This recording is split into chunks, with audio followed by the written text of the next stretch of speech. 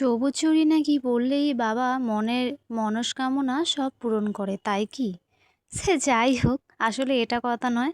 প্রকৃতি মা এই শ্রাবণ মাসে সবুজ হয়ে যায়। বৃষ্টির জলে সব সবুজ কচি কচি গাছপালা বেরোয়।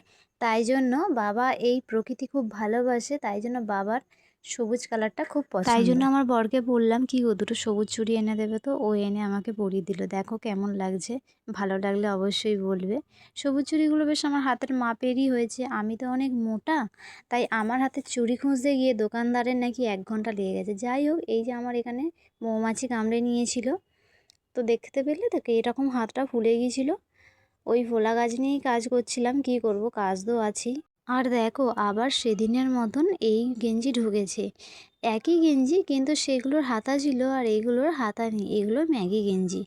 এই গেঞ্জিগুলো পরতে আমার খুব ভালো লাগে, বিভিন্ন ধরনের প্রিন্টিং থাকে তাই জন্য। যাই হোক, আজকের মতো এটুকুই। দেখা হচ্ছে নেক্সট ভিডিও। ভালো লাগলে সাবস্ক্রাইব করে যেও।